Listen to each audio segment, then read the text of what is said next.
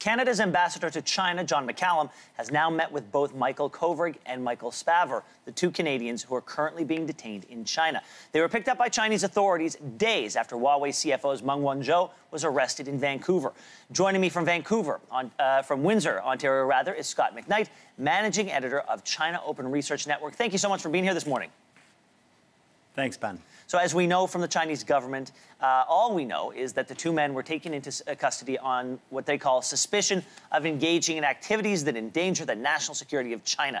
Is it more likely that they will get out sooner now that a high-ranking official from Canada has met with them? That's a possibility.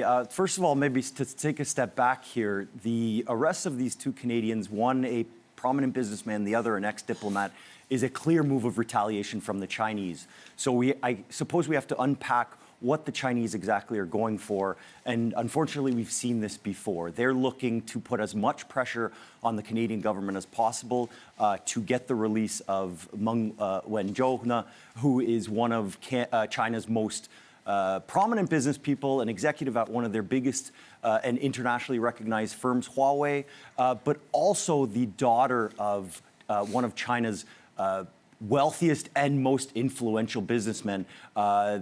In many ways, the way the Chinese are interpreting this is Canada has one of their own and they want her back.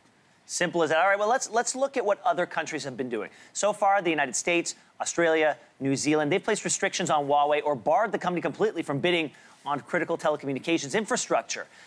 Is that something that Canada is looking to do? Can we expect other countries to do the same?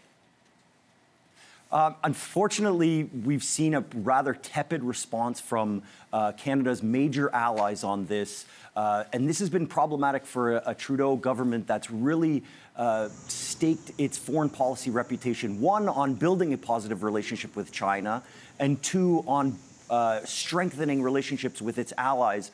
Unfortunately, the response from Canada's major partners towards China has been rather lukewarm and not quite what we've expected. So, Scott, it seems to me we've got two options here. We can pull back or we can dig in.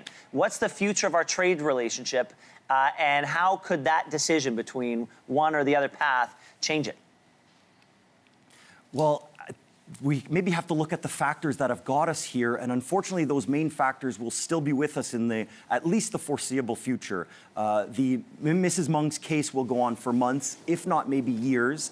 Xi Jinping, the leader of China, has consolidated his power and has shown that at times he's not afraid of outright bellicose moves like these, like the arrests of two Canadian citizens.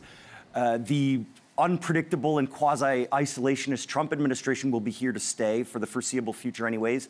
And now on the domestic front for Canada, the Trudeau government has put a lot of its political capital in, one, building the relationship with China, but also in the pipeline expansion. That seems to have stalled. And as well, Ottawa's trying to put down rebellions in the provinces. All of these main factors are here to stay. So while Canada-China relations have hit a low point, we may still be going lower. Wow, well, it looks like the Trudeau government is really going to have to pick between some really bad options. Scott, thanks for laying it out for us this morning. We appreciate it. Thank you very much.